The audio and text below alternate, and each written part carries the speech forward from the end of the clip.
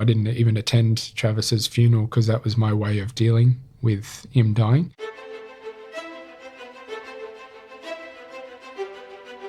Welcome to the podcast where we track down Australian war veterans, have a chat with them, and hear their stories.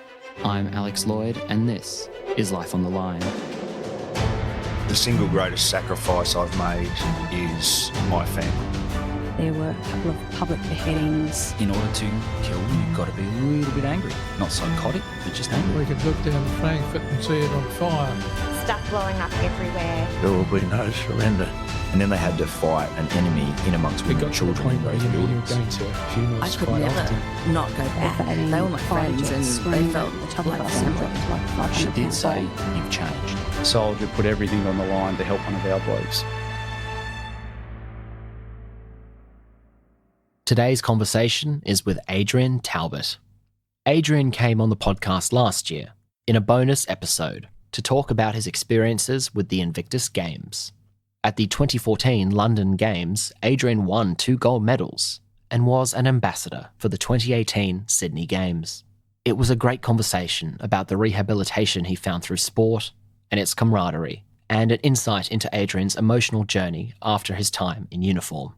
After listening to this, I encourage you all to go and look up that episode. But today, Adrian tells the rest of his story to Angus Hordern, including his time with the British Royal Marine Commandos, his deployment to Afghanistan, and life after.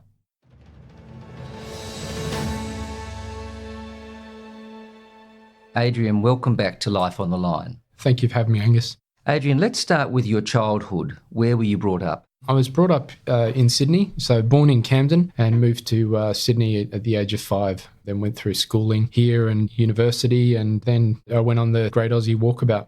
Do you have any military history in your family? I didn't know it at the time when I joined, which is quite interesting. That kind of generation of stoic individuals that often don't share. And I didn't know my mother's father, so he passed away when she was very young. I've since found out that he was a bomb tech in World War II, so he was living with a few issues as a result of the Great War. On my father's side, he was actually a munitions tester, so he didn't go to the Second World War, but obviously on my mum's side, my grandfather did. Did you have any particular exposure to the military at a young age, like school cadets or other things?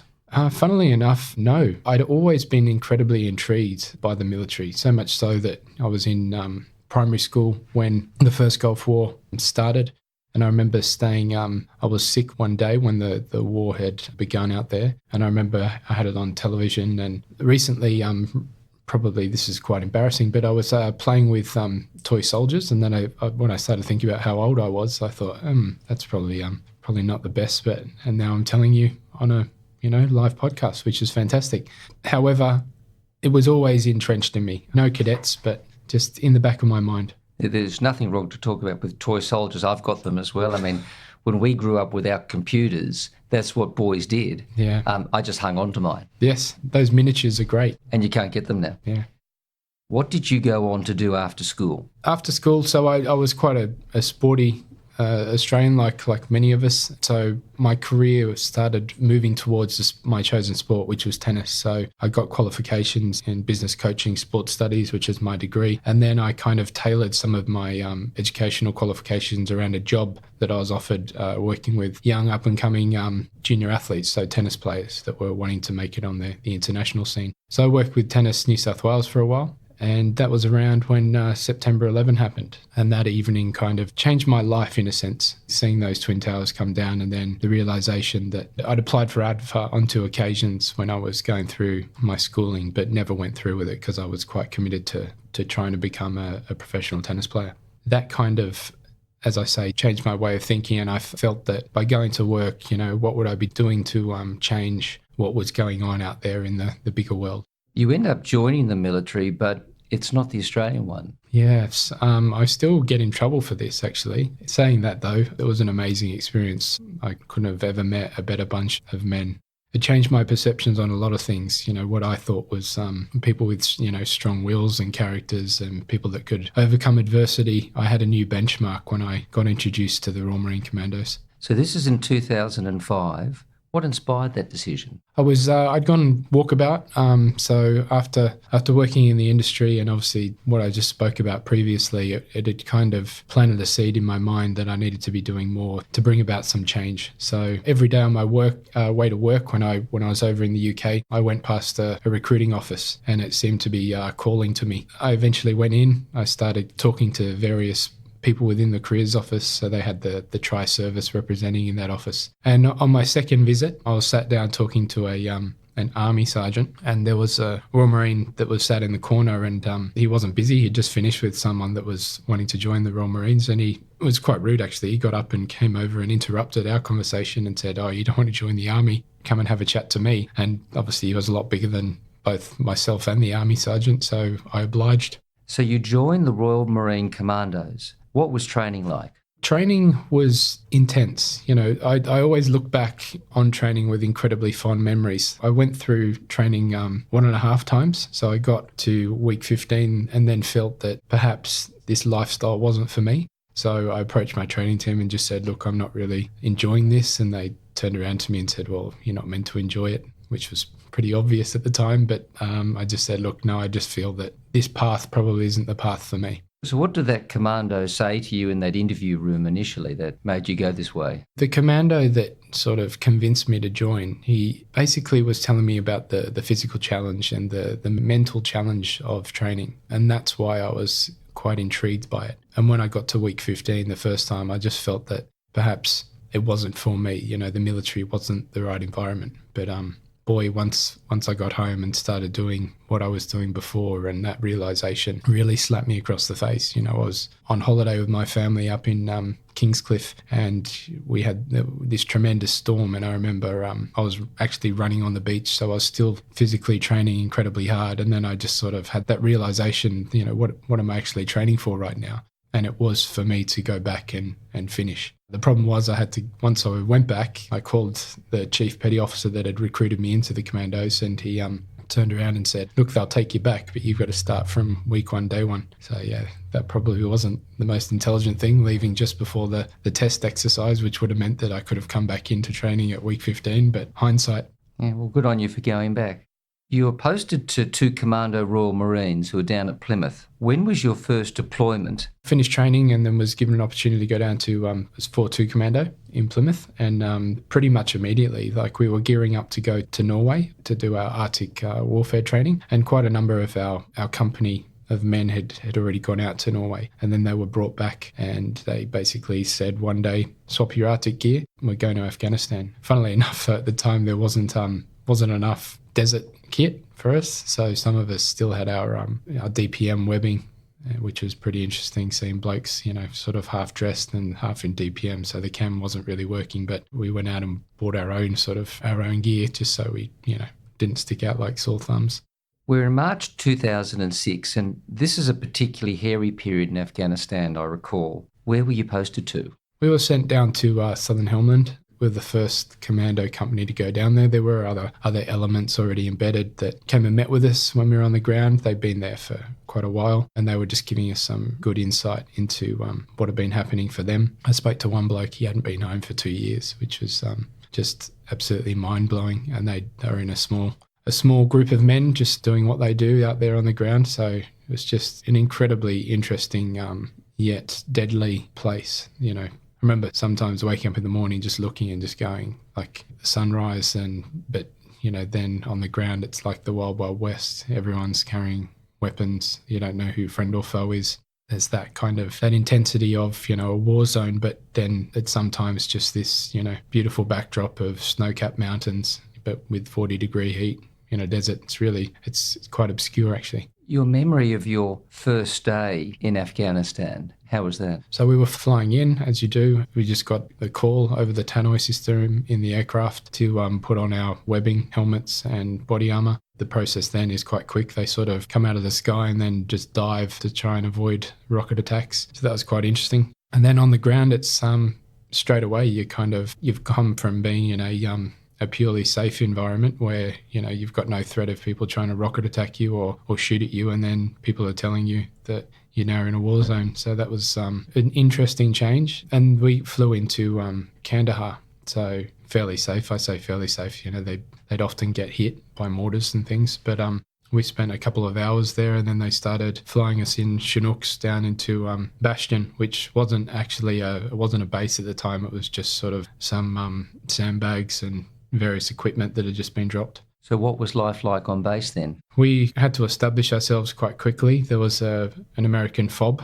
there, but it was a small FOB, and we had 150 men on the ground. We weren't all able to go inside that FOB, and outside of the FOB, obviously, it was unprotected. So, yeah, just setting up our perimeters and putting out patrols. The objectives changed a lot once we were on the ground there. Like initially, we were told that we were going there to eradicate poppy. That changed quite quickly because the people that had started that process were all slaughtered, essentially. So they decided that we would just provide overwatch for the engineers that were building Bastion, and then push out our area of operations around Bastion to see what was going on. Do you recall your first patrol? It was actually a couple of days that we went out for. That kind of uncertainty every night, coming across sometimes Bedouin tribes, sometimes people you don't know if they have sort of those elements, but obviously we don't engage because of our rules of engagement unless we're engaged. So it was just a lot of the time wrecking these various individuals. But it's such, as I was saying before, it's such a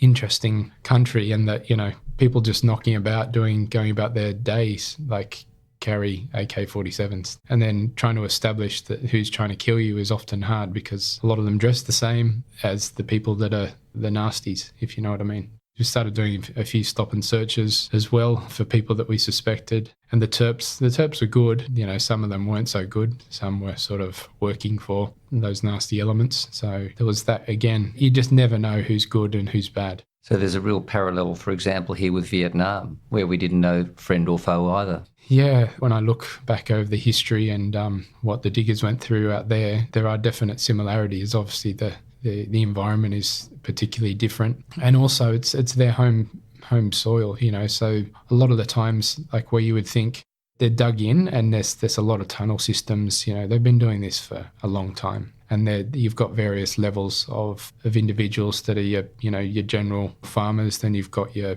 people that are growing crops for your drug lords, then you've got your warlords, and then you've got your Taliban, and then you've got various levels within the Taliban. It's quite complex and obviously a political system, but without having a true understanding. And I think as the years rolled by, we got better at understanding that, but we probably didn't have a very good understanding in those early days. So it was very hard to establish, as I was saying. So the Afghan National Army were very close to the American FOB that we were in. They'd established relationships with the Americans, but what I could understand, the relationships weren't that strong. So we started working with them, and then from that came an element of training the ANA, which is where they were going through that process of handing back the country to the Afghan National Army. But at that time, they were quite they were in a bit of disarray. There were people that were kind of outcast from their own societies, and so there was a lot of desertion in those early days. But as time rolled on, and I know this from mates that went on multiple deployments out there, they became part of their environment on the ground, and during those subsequent tours, they were often leading the battles and things. Are there any particular patrols that are memorable to you? There's one in particular, again, where you'd be out on the ground, and then all of a sudden, it'd be your turn to go up on sentry. And this one particular area we were in, some stuff had happened there previously. So then I had to sort of trudge up the top of this hilltop where we had one of our Wimics, which are sort of soft skin vehicles with a bit of a Kevlar plate underneath and some Kevlar plating on the side. But the top gun there was quite open. There wasn't any Kevlar plating around it. It was just the .5 with like an open cage, essentially. It's just like a bit of a death cage, really. As tours went on, the kit got better and the vehicles got more and more enclosed, but at that time we were kind of very exposed. And obviously the lads were getting their heads down, so sleeping down at the bottom of the valley, and there I was on top of the hill just in charge of protecting these men. And nothing happened that night, but I just remember like it was a pretty scary situation. It's all on you. Yeah, and there's a lot of people relying on you to not get killed. It still sticks in my mind, and I just feel that it was pretty scary, even though nothing actually happened that night. Adrian, war has its hardships, but it also has its lighter moments. there any particular funny experiences you can recall? Every day is a funny day when you're working with Royal Marine Commandos. Even when things are bad, they make jokes. Like, it's the way we get through those incredibly tough times, even though sometimes the jokes are incredibly inappropriate. But it's what gets us through, essentially. And when, I suppose, it's just when you reflect and when you're probably not in the best headspace that things become darker. But at the time, I can understand why the jokes were made and why some of our leaders were talking about things that had occurred in such a lighthearted manner and making funnies, because it essentially changed the mood and made us be more positive about the situation. Unfortunately, there was that incident with the signaller. That young man was an attached element. I think about this because the commandos are quite tight-knit. You know, we go through that incredibly long training, 32 weeks of infantry training. We come out, we go to our units. The units are tough places. You know, initially when you're what they describe a sprog, you know, that sprog routine lasts sometimes 12 months, sometimes up to 6 months, depending on the character and the nature of the individual. But it's just kind of a sink or swim mentality. And you're around individuals that are seasoned veterans. You know, they've done multiple deployments to some pretty nasty places in the world. So you have to develop a pretty thick skin pretty quickly. This young man was kind of, when I look back on it, quite isolated from that environment. He was obviously in a HQ element, but without rank. So, you know, he was an NCO, but given the environment he was in, he was around all the officers. So he was probably quite isolated. And he was talking on the sat phone in front of me the night before he took his own life. And he was having trouble getting through to whoever he was trying to chat to, I'm not sure. And in the end, he just gave up because he was getting a little bit of pressure from the line that was forming. And again, the blokes just do it because that's the environment you're in, but he probably felt a bit alone, which is quite sad. And then he went into I think this was a bit of a statement as well. He went into our toilets the next day and blew his brains out, and we were responsible for the cleanup. Are there any other particular memories, highs or lows, from the trip that you'd like to share with us? In the big scheme of things and what my mates had gone through on previous tours, I think we were very lucky. And the gentleman that took his own life was the only individual from 150 guys that went out. You know, everyone came back aside from him. So I'm lucky to be here. My mates are lucky to be here. That's a great tour, considering the dangers you were in. I'm incredibly thankful. Yeah, there was a lot of other people that weren't so lucky around, but they were coalition forces that unfortunately lost their lives. But yeah, look, you know, I've got some incredibly fond memories. You know, it's just that it's always that unknowing, you know, like you sat there on Sentry. When I got the opportunities, I'd write home to my sweetheart that I'm happily married to now. And we've got 3 beautiful daughters, you know, and she'd write to me. And whenever I'd love getting back to base after the patrols, because the lads started calling me welfare though. So they'd often give me their sat phone cards for those that didn't have girlfriends. So it's always that family and that community of supporting each other get through those hard times. You're deployed in March. When do you actually get back home to the UK, though? I think it was a roughly 4-month tour. So again, relatively short compared to some of the other ones. We met some Americans that had been out there for 12 months, which was just sheerly phenomenal. And then those other gents who were British, they'd been out there for 2 years. So I came home and then I ended up getting married quite quickly. You know, it's still that kind of gaining permission in the military. You got to go and see your boss and ask for permission to get married, which is interesting. He told me not to do it, which is quite funny. The rest is kind of a bit of a blur. I fell pregnant on our honeymoon, so we had our first beautiful daughter shortly after, Eliza. And then my career came to an end in 2009 after doing various things within the military. I transferred out of a fighting company because I couldn't stay there long term, even though that's every Royal Marine's dream, is to stay within a fighting company, and ended up going into police troop. So some would say I sold my soul in especially the lads from fighting companies. But they were an excellent bunch of bootnecks, so Royal Marines that I got to work with just in a different space. Over your course of time with the Commandos, did you lose any mates? Lost a couple of mates. Lost the mate that I actually went through training with. After a while, this probably sounds really bad, but I'd stopped watching the news because I didn't want to know. This is probably where I started retreating a little bit into myself in terms of my own mental health. I'd finished my police training and came back to my unit and went up and saw the police office manager And he's basically, gave me a task and said, I'll just go down and help this other guy. His name was Topsy. I'd gone through training with police training with Topsy, been in for about 12 years in the Commandos. And the job was to go through Repack boxes, which are our big boxes that get sent when we go on deployments. We put all our kit in them and put our name or our service number on the side of the box so they can be identified. And they've got all of our sort of either military kit, but most of the military kit's on us when we go. So it's all our other stuff that we take overseas. So there was these boxes that we had to go through. Topsy had the list, the will from this young man. And so I went down and went, what are we doing? He goes, we're just going through the will to see if we can find these items. They weren't on his person when he died. And I was like, okay. So then I started looking at the list.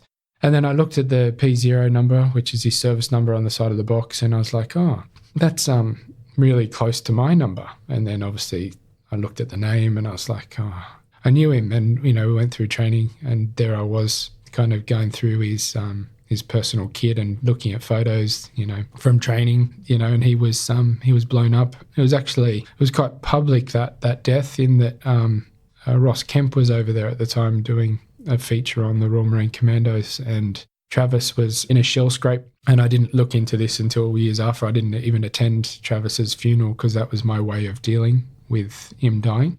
And obviously I wasn't dealing with it, but it was just and you regret that now? Yeah, it was a protection mechanism, and it's such a small community of men. The colonel that was looking after the family actually moved out here to Australia because he was helping the Australians with their amphib capabilities. And I met him when I got back here, and he was actually the guy that had also arranged to donate paddleboards to the company, the rehab company that I was attached to. So that's where I'd met him, but I didn't know that he'd been part of Travis's funeral. So he was handling the funeral arrangements. He was talking to Mum late at night and early hours of the morning and really trying to support the family through that hardship. So when I reconnected with Jim and we started chatting, he started telling me about this event, and I was like, oh my goodness. And then I told him about my side of the event. And so it was just sort of putting those pieces of the puzzle together. Yeah, but I do regret it. I regret not being there. But it got to the point where, you were going to funerals quite often for bootnicks that were dying out in Afghan. It's hard to see your mates not coming back and having the things that you have.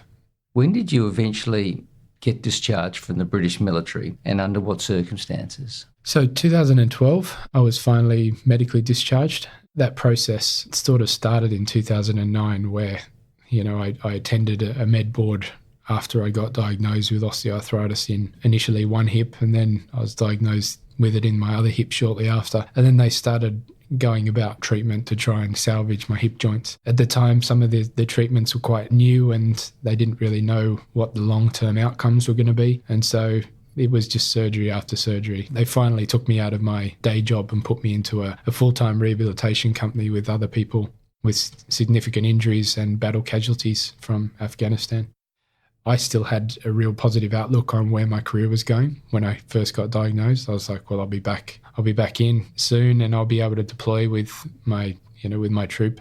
And there was one medical officer that was sat on my board. Two of them were quite optimistic, and this individual had experiences with what my diagnosis was and what the long-term sort of prognosis was for someone wanting to remain as a commando. And he was quite abrupt and short with me, and he was actually on my board a couple of years later. And that was hard. That kind of realization myself that didn't matter what I did physically, I was actually probably not doing myself any favors in the long term by trying to get back to that kind of physicality. So in the end, I asked to go, and they were obviously supportive of me asking to be medically discharged. So Adrian, one tour was enough? Yeah, look, I got nicknamed One Tour Talbot, which is, what you do in the military with that banter. I would have loved to have deployed more, but circumstances just were never in my favour for that.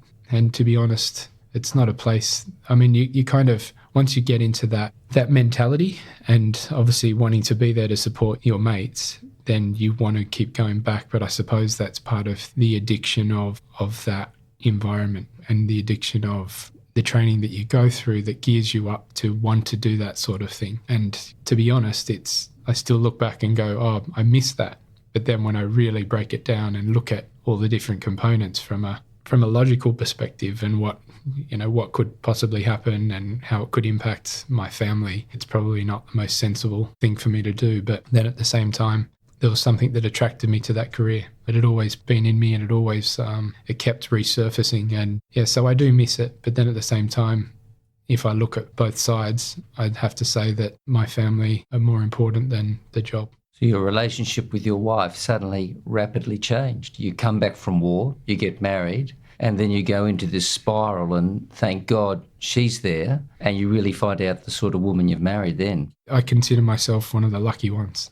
Em stuck by me, from meeting this beautiful lady to having her become my full-time carer while she was bringing up our girls. Because at that point in time, I was kind of detached from most realities. Like I was on, some incredibly strong opioid medications, which were given to me on a daily basis, and then grappling with that kind of recovery from surgery and the pain. And there she was, just holding the fort.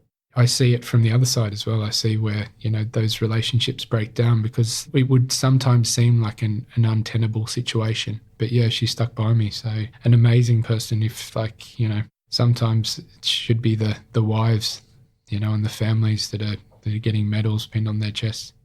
You leave England and you come to Australia, and in many ways that's good for you and your family to leave that behind. Yeah, I miss my friends over there. I developed some amazing bonds with these individuals, and even when things are so bad that you wouldn't think you could get through, they pick you up, they help you through those hard times.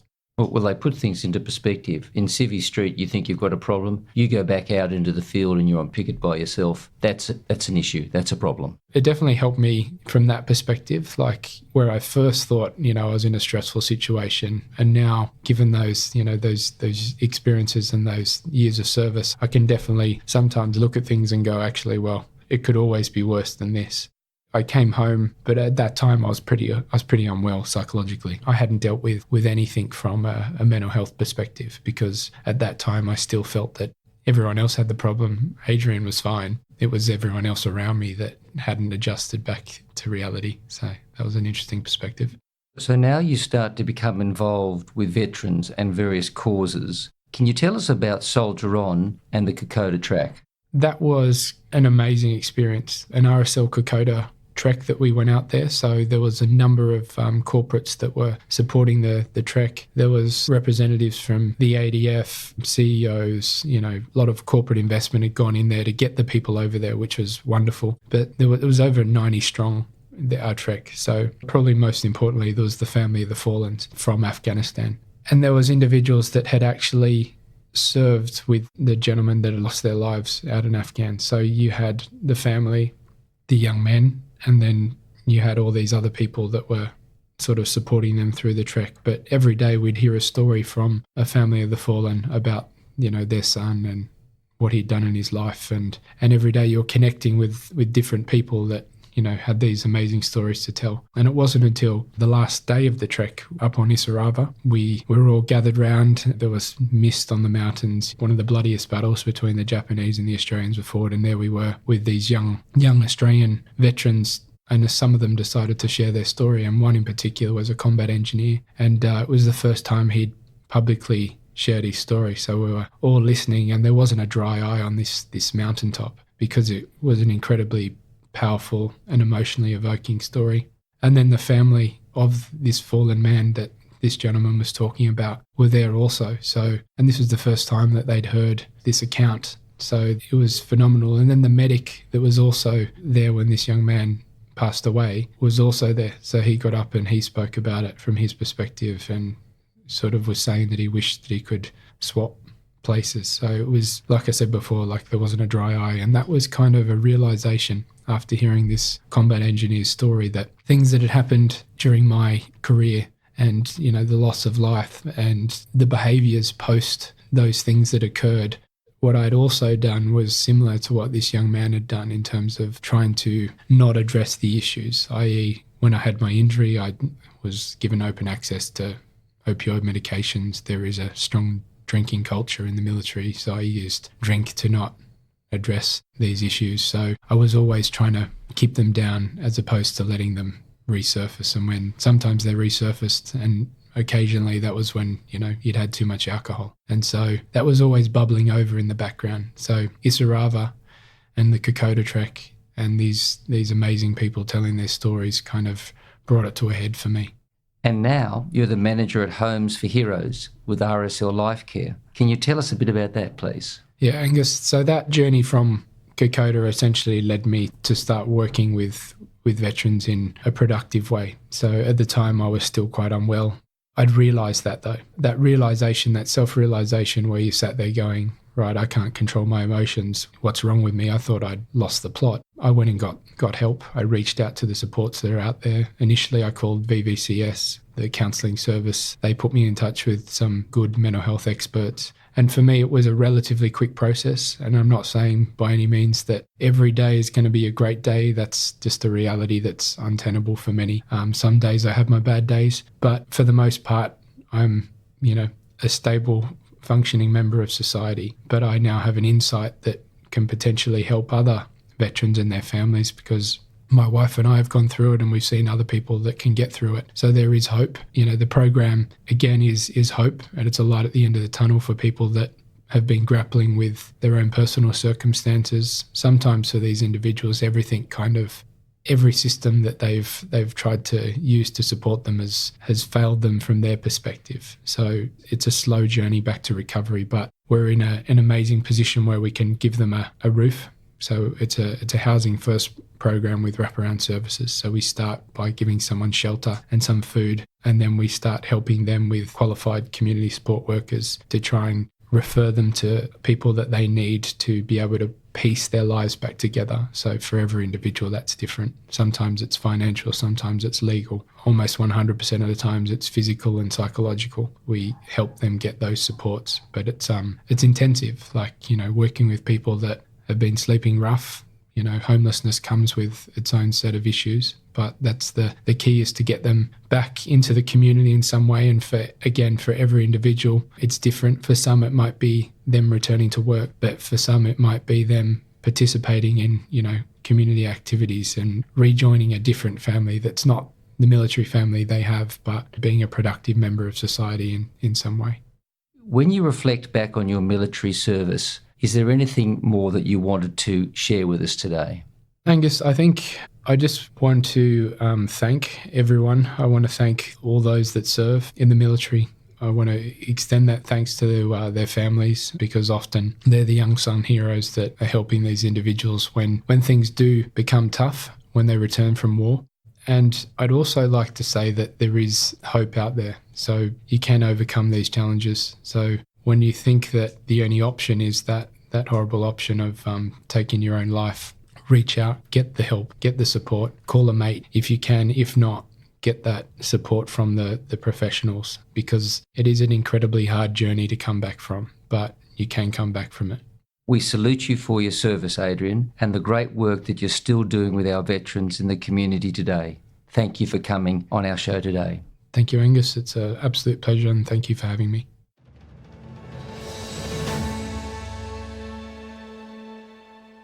Look up Home for Heroes online.